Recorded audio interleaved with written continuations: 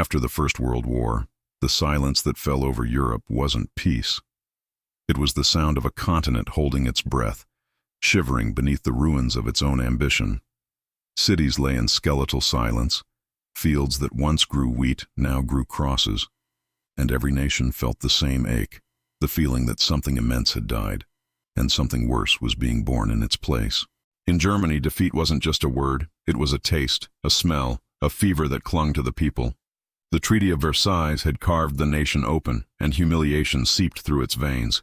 Men who once marched under banners now stood in bread lines. The streets were full of ghosts, soldiers without wars, fathers without futures. And into this wasteland of despair, a failed artist turned prophet of vengeance began to speak. His name was Adolf Hitler. In smoke-filled beer halls, he learned to feed on the crowd's resentment, to turn their despair into fire. He didn't just speak to the people, he spoke for their pain, until they believed that pain was their purpose. Thousands of kilometers away, another empire was choking on its own ashes. The Russian Revolution had promised paradise but delivered purgatory. The Tsar was gone, but hunger remained.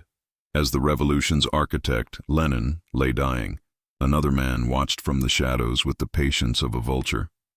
Joseph Stalin. He didn't burn with passion like Hitler, he froze with calculation. Born in Georgia, shaped by exile and violence, Stalin understood the language of fear long before he spoke the language of power. He was a man who trusted no one. While Hitler shouted his way into history, Stalin whispered his. By the early 1930s, the air across Europe had thickened. Marching songs replaced prayers. Flags rose like warnings. In Berlin, Hitler transformed his rage into a political machine. The Nazi Party, a gospel and a weapon. In Moscow, Stalin turned the revolution into a personal throne, building his kingdom on the bones of his own comrades. Their methods were mirrors, though their masks were different. Hitler was the preacher, his eyes ablaze with divine wrath.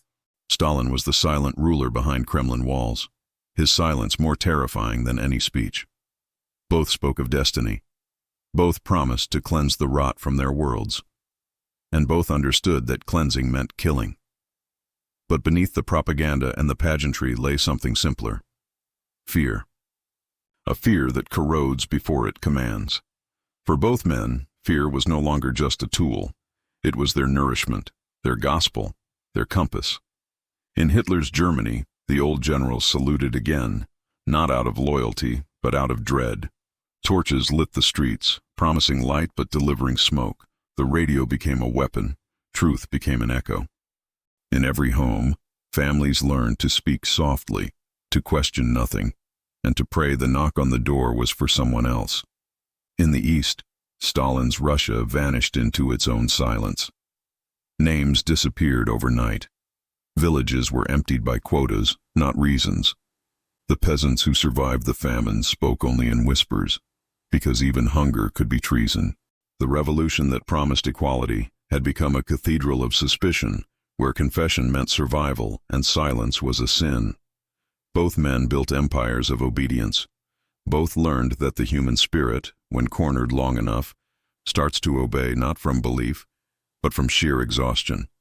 And what made their rise seem so inevitable? It wasn't just their own strength, but the world's silence. Britain watched. France waited. America retreated behind its oceans. The world that had promised never again after the Great War simply looked away. The darkness rising in Berlin and Moscow wasn't born in a vacuum. It was fed by indifference, by a fear that disguised itself as peace. In these years before the storm, their paths rarely crossed. But history could feel their convergence coming, a collision written not in policy, but in prophecy. Two worlds, two ideologies, racing toward the same abyss, each convinced that only one could survive. And in that silent race to destruction, Europe itself was the sacrifice. Its soil would soon be plowed by tanks, its rivers clogged with bodies, its cities erased not by time, but by ambition. By the end of the 1930s, both men had sculpted their nations into reflections of their own twisted souls. In Germany, the salute replaced the handshake. In Russia, the leader's portrait replaced the icon. Fear had become the universal language. spoken fluently by millions who no longer remembered how to hope. And somewhere, between the frozen steppes of Russia and the ruins of Vienna, history held its breath. Because the silence that followed the First War was never peace. It was the pause before the second, a silence so deep you could almost hear the footsteps of the two men who would shatter it forever. They had risen from ruin to rule by fear, and as the world tried to sleep again, beneath new banners and new songs, smoke curled along the ceiling. The walls sweated iron. Outside, the air itself seemed to listen. This was no longer a world of men, but of mechanisms, each grinding toward the same, inevitable silence. By the early 1930s, fear was no longer just a consequence of power. It was the design. Both Adolf Hitler and Joseph Stalin understood a terrifying truth. Terror was more reliable than loyalty, more obedient than truth itself. They began to build nations not around faith or freedom, but around a suffocating dread. And soon, both empires began to move in perfect rhythm, two great machines powered by human submission. In Germany, it started with fire. The Reichstag burned, and the flames devoured more than a building. They consumed doubt. Hitler called it an attack on the nation, and a frightened populace agreed. Within days, new laws were written to smother any opposition. The Gestapo emerged from that smoke, an invisible hand reaching into every home, every letter, every whisper. Neighbors became informants. Silence became a survival instinct. The new Germany wasn't ruled by parliament or prayer. It was ruled by spectacle. Banners unfurled across cities like arteries. Marching boots thundered through the streets until sound itself became obedience. The people learned to fear not just the man, but the very idea of being seen opposing him. Hitler's image filled every wall, his voice every room. To disagree was to vanish. And yet across the continent, another kind of terror was being perfected. Stalin's Russia didn't roar. It froze. Its fear wasn't public but personal, not theatrical, but suffocating. Where Hitler demanded devotion, Stalin demanded confession. His victims weren't just enemies, they were friends, comrades, ministers, poets. No one was innocent enough to be safe. The collectivization campaign promised bread for all but delivered famine instead. Grain was taken from starving hands to feed the illusion of progress. Entire villages disappeared into the frost, their names erased from memory. The peasants who survived whispered to their children, "Don't speak too loud, the wind carries words to Moscow." The machine fed itself on accusations. In every city, lists were drawn, quotas were filled, and signatures were made in trembling ink. Those who were not yet guilty would be soon. Trains left in the night, carrying the condemned to the gulags, a world without daylight, where work was punishment and time was a weapon. Both regimes discovered the same chilling truth. To control the body, you must first conquer the mind. Hitler did it with spectacle, Stalin with silence. Hitler made millions shout the same word until it became a prayer. Stalin made millions whisper nothing at all. And beneath these two shadows, the ordinary citizen became both victim and accomplice. Teachers rewrote textbooks overnight. Priests replaced sermons with slogans. Artists painted only what the state allowed them to see. Every act of creation was now an act of obedience. In Berlin, truth was rewritten by torchlight. In Moscow, it was buried beneath snow. But the language of fear remained the same, whispered, learned, and inherited. Children grew up believing the eye of the state was divine, that to question was to sin. They learned to smile at parades and stay silent at funerals. They learned to love the cage because freedom was now a crime. Hitler called it unity. Stalin called it vigilance. But in both nations, it was submission that passed for peace. The human soul, once capable of song and protest, had been broken into a rhythm: march, salute, report, repeat. And yet, beneath that perfect order, both men trembled. For a tyrant's greatest fear is not rebellion. It is irrelevance. Hitler saw enemies in the scholars, the Jews, the journalists. Stalin saw them in generals, poets, even his closest friends. Both turned suspicion into a ritual, purging the very hands that had built their thrones. The machinery of fear was not content with mere obedience. It demanded blood as proof of faith. Each execution was a prayer, each confession a hymn. When truth became dangerous, lies became patriotic. By the late 1930s, both regimes had achieved their own twisted form of perfection. The German citizen marched not out of choice, but momentum. The Soviet worker labored not for belief, but for survival. The tyrant's voice echoed in every heart, long after it had stopped speaking. There was no room left for doubt, only degrees of loyalty measured in silence. In both lands, history itself was rewritten daily, bent to serve the myth of inevitability. The past became an instrument, memory became treason. But something in the air was beginning to change. Beneath the rhythm of obedience, the world outside their borders stirred uneasily. Western leaders watched the rise of these empires with the same paralysis that had followed the Great War. Each act of aggression, each purge, each night of broken doors was dismissed as madness confined to foreign soil. They believed tyranny could be contained by treaties and time. But fear does not stay contained. It spreads, invisible and patient. The same silence that ruled the Soviet night now crept across Europe. Journalists disappeared. Books burned. The truth was buried beneath applause. In Berlin, Hitler stood before crowds that seemed infinite, his voice trembling with a supposed divine purpose. He promised to rebuild, to restore, to cleanse. The audience, hungry for direction, hungry for meaning, answered not with reason, but with worship. Meanwhile, in Moscow, Stalin sat alone in his office, a single lamp burning above his maps and reports. Every name he read became a question of loyalty, every friendship a potential betrayal. He saw plots where there were none, conspiracies where there were only shadows. His rule was absolute, yet his fear was unending. The irony was perfect. The two men who ruled through terror were themselves enslaved to it.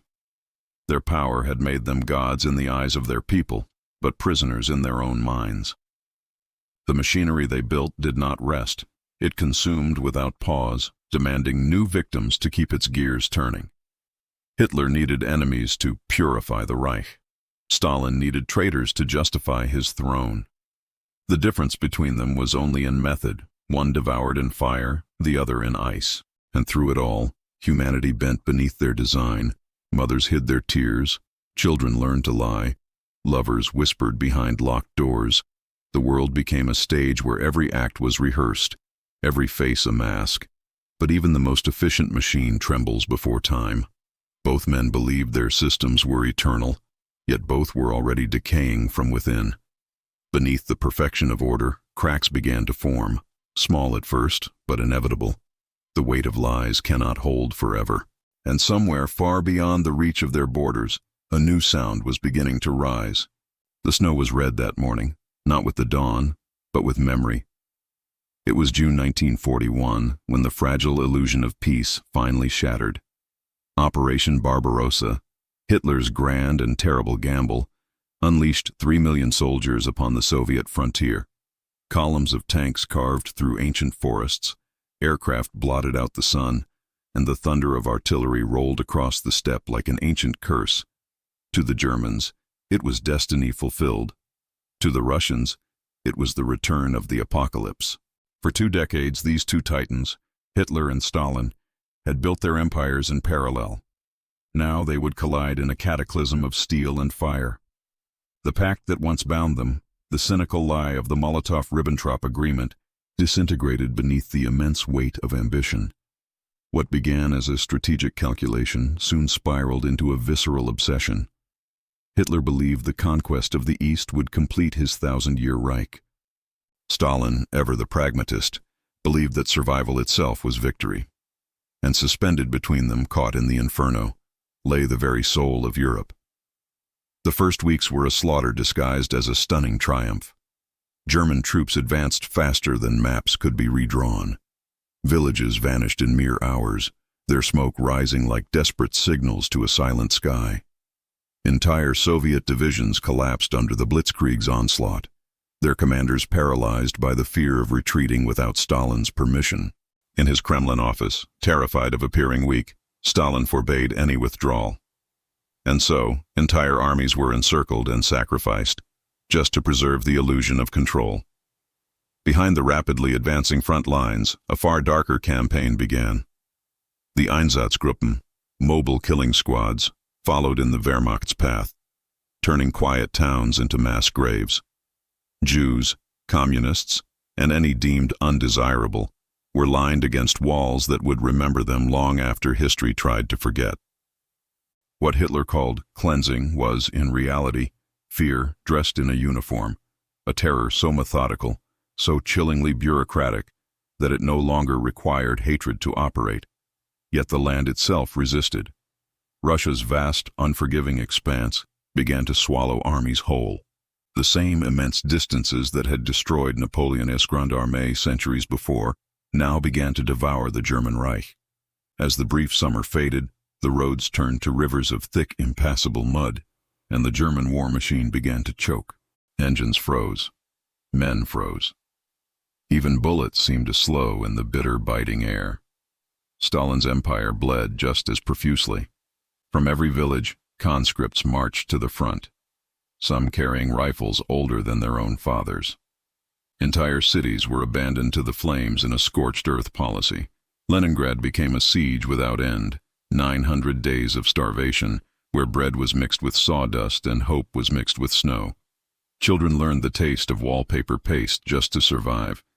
Families slept beside their dead because there was nowhere else to go.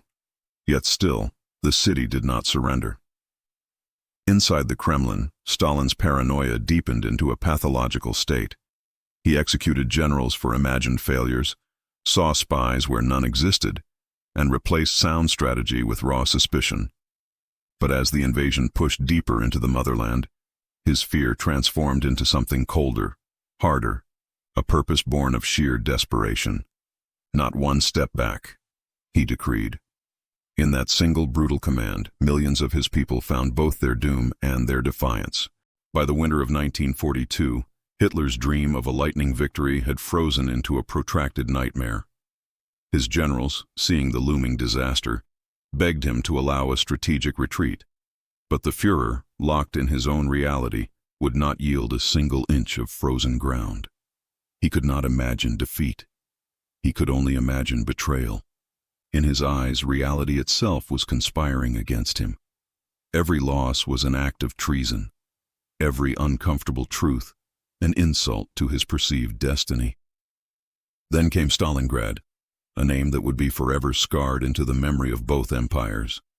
The city was little more than rubble when the Germans entered it, yet both leaders demanded it be taken at any cost. For Hitler, its capture was symbolic, a crushing blow against his rival's namesake. For Stalin, holding it was deeply personal, a defiant refusal to let that name fall. The battle descended into hell. Street by street, room by room, the fighting consumed men like kindling.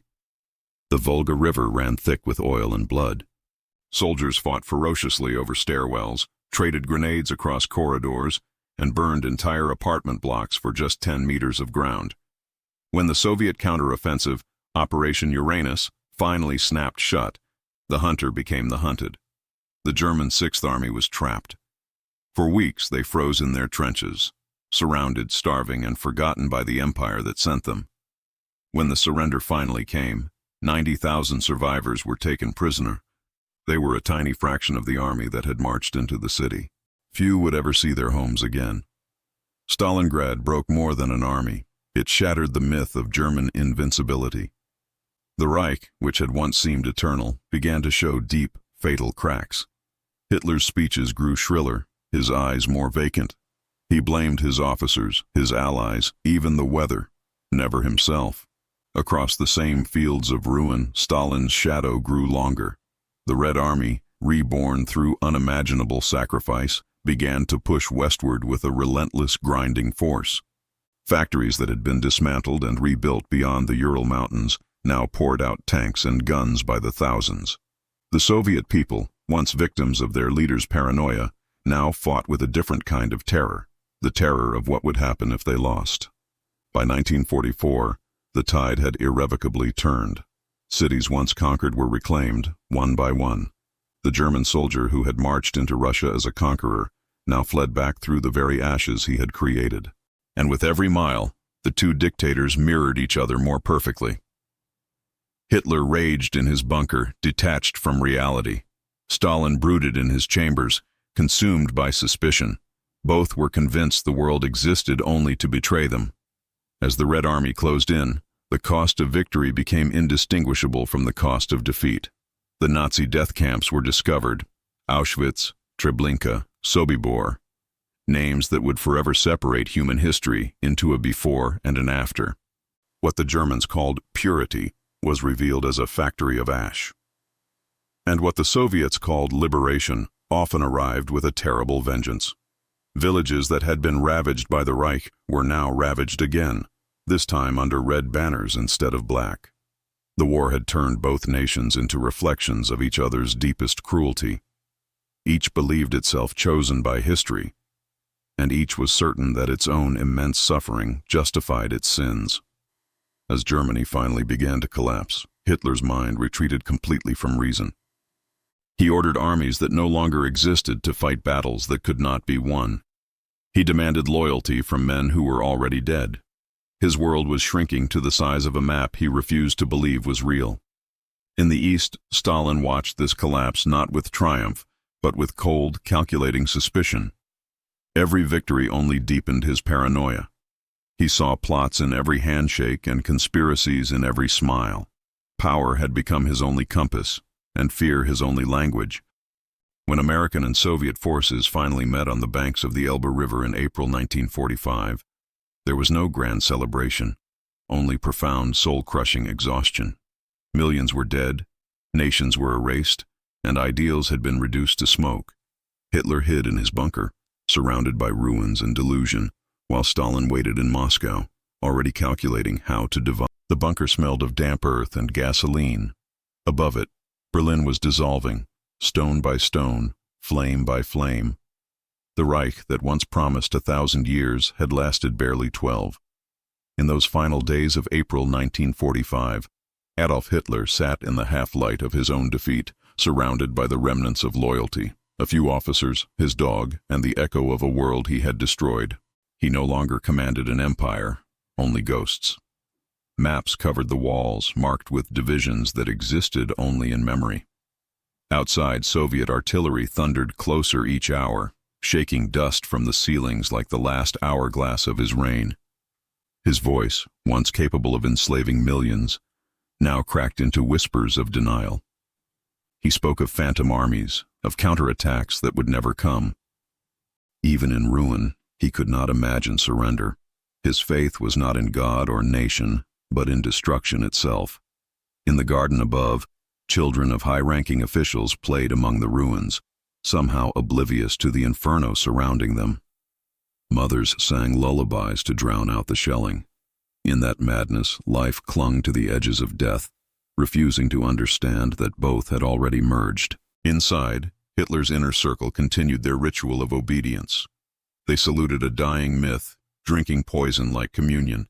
His most devoted followers, the architects of terror, now sought a strange redemption in loyalty to the very end. The machine of fear he had built could no longer turn outward. It began consuming itself. Betrayal became the final currency of faith. Eva Braun, the woman who had spent years hidden in the shadow of his obsession, chose to share his fate rather than escape it. Their marriage lasted one night, their deaths one afternoon. On April 30th, a gunshot echoed through the bunker, sharp and final, a sound that ended an era. Outside, the city burned on without pause. When Soviet soldiers entered the ruins days later, they found nothing resembling a man, only ashes scattered in the dirt, a body reduced to myth. The tyrant who once demanded monuments was gone without a grave. History, it seemed, refused to remember him with stone. But even as one monster perished, another remained. Thousands of kilometers to the east, Joseph Stalin sat beneath the glittering chandeliers of the Kremlin, victorious yet haunted. The Red Army had triumphed. Hitler was dead, Europe lay conquered, and the Soviet flag now waved over the ruins of Berlin. But victory did not bring him peace. It brought silence, the kind that only amplifies suspicion. The streets of Moscow filled with celebration. Stalin's heart filled with doubt. He saw betrayal in applause, treason and gratitude. Every officer returning from the front was a potential rival. The paranoia that had once served him as a weapon now devoured him. He began to erase his own heroes, the very men who had bled for his victory. The generals who had liberated Europe soon disappeared into interrogation chambers. Their medals became evidence of pride, and pride, in Stalin's world, was the first step toward treason. The Soviet Union had survived fascism only to inherit its reflection. The gulags overflowed once again. Artists, scholars, and poets who had dreamed of renewal after the war found themselves silenced anew. Stalin's empire of victory became a prison of suspicion, its triumph hollowed out by fear. He grew older, but not gentler. Surrounded by ministers who feared his every glance, he ruled as though death itself awaited any sign of insubordination. He slept little, trusted no one, and spoke only to those too terrified to answer honestly. In his own mind, even his physicians became potential assassins. He had outlived his enemies, but not his own ghosts. In the winter of 1953, the same silence that once protected him began to close in. One night, Stalin collapsed on the floor of his residence, struck by a stroke that left him gasping for air. His guards, paralyzed by the fear of his wrath, hesitated to enter. Hours passed before anyone dared to touch him. When they finally did, the man who had ruled with an iron will lay motionless, his eyes wide, his mouth frozen mid-command. He died not surrounded by mourners, but by cowards. The fear he had built was so complete that even his death required permission. Outside, the world continued to move, cautiously, uncertainly. The war was over, yet the peace felt counterfeit. The shadow of tyranny lingered in the hearts of millions who had learned to obey before they could think. Nations rebuilt themselves from ruins, but the ruins within them remained. Across Europe, cities rose again, but under every stone lay the memory of what had been lost. In Germany, guilt replaced glory. In Russia, silence replaced mourning. The people of both nations had survived their masters, but not the fear their masters had taught them. The century that began with empires ended with ashes. And in that void, the world began to understand a truth too terrible to forget, that evil does not arrive as chaos, but as order, that tyranny does not always scream. Sometimes it whispers promises of unity, security, and destiny.